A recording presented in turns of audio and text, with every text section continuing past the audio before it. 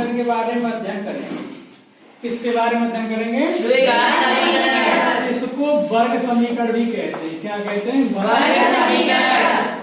अब कैसे पहचानेंगे कि द्विघात समीकरण कौन सा होता है? तो जो इस फॉर्म में लिखा हो ax² plus bx plus c equal to 0 वो समीकरण कहलाते हैं द्विघात समीकरण। इसमें एक शर्त ये होती है कि a और comma b does not equal to 0। a और b 0 को बराबर नहीं होंगे। क्यों? अगर ये 0 हो जाएगा तो ये पूरी संख्या 0 हो जाएगी, ये 0 हो जाएगा तो ये पूरी संख्या 0 हो जाएगी। क्या बचेगा? c। केवल c बचेगा तो फिर कोई समीकरण बन नहीं रहा है। अब आज हम अध्ययन करेंगे कि द्विघात समीकरण को कैसे हल करते हैं। कैसे हल करते हैं तो उसका हल करने का तरीका ये होता है कि जो घात 2 होती है उसका गुणांक कितना है? 3।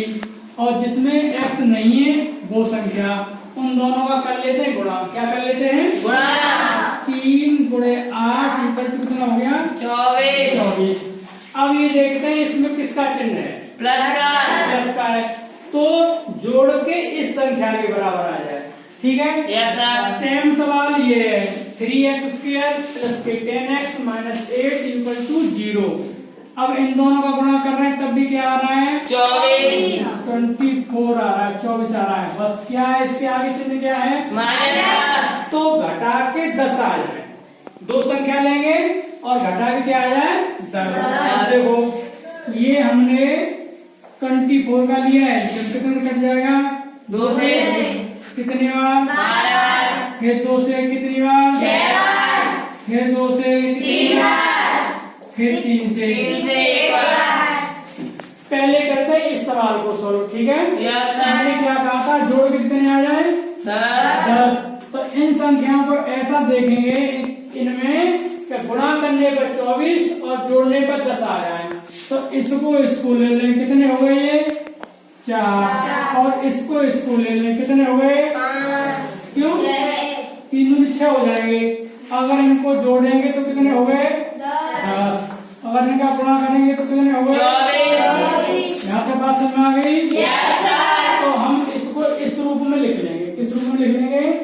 3x² प्लस के 6 प्लस 4 और पुश लगा के x प्लस 8 इक्वल टू 0। बात समझ आ गई? अब इसका इन दोनों में गुणा कर देंगे। 3x², इसका इसमें गुणा करेंगे तो क्या हो जाएगा? 6x। इसका इसमें करेंगे तो 4x प्लस के 4x प्लस के 8 इक्वल टू 0। बात समझ आ गई? अब मुझे बताओ इन दोनों में क्या कॉमन है? 3x कॉमन है। यहाँ क्या बचेगा?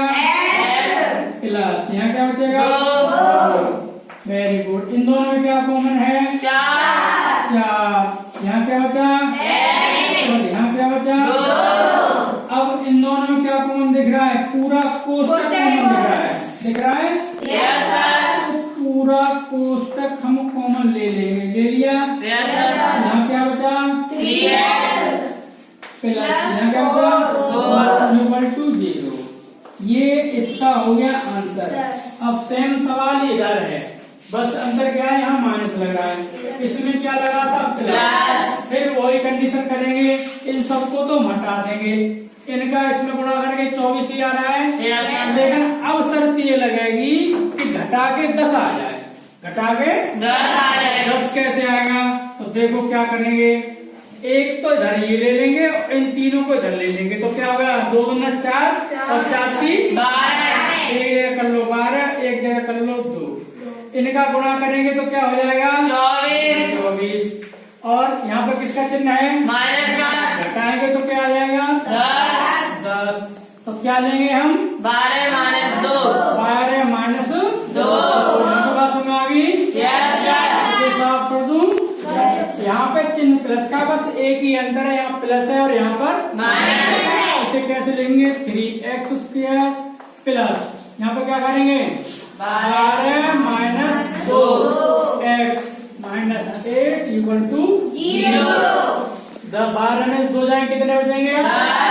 12 दूनी 24। बात समझ आ रही है? इसका गुणा कर दो। 3x² प्लस इसका इसमें करेंगे तो क्या हो जाएगा? Minus 2x minus equal to 0। अब इन दोनों में क्या कॉमन है? 3x कॉमन है। Very good. तो यहाँ क्या बचा? यहाँ क्या बचा? 4। अब इन दोनों में क्या कॉमन है? -k2 माइनस k2 क्या है? -k2 minus k2। यहाँ क्या बचा? Plus kx। यहाँ पे क्या बचा? Plus k4 equal to 0। अब बताओ क्या कॉमन है? तो ये पूरा कोष्टक कॉमन है। पूरा कोष्टक क्या है? x प्लस 4 क्या बचा यहाँ पर? 3x minus 2। ये हो गए द्विघात समीकरण। अब सवाल एक ही था, बस एक चिन्ह में अंतर था। यहाँ था माइनस और यहाँ था प्लस। इस तरह से द्विघात समीकरण सॉल्व किया। तो समझ में आ गए? कर लेंगे। अगर कोई प्रॉब्लम हो तो दोबारा सॉल्व करवा देंगे। अब सारे सवाल आप करके लाना और जो भी प्रॉब्लम आए वो हमें बताना। ठीक है? Very good.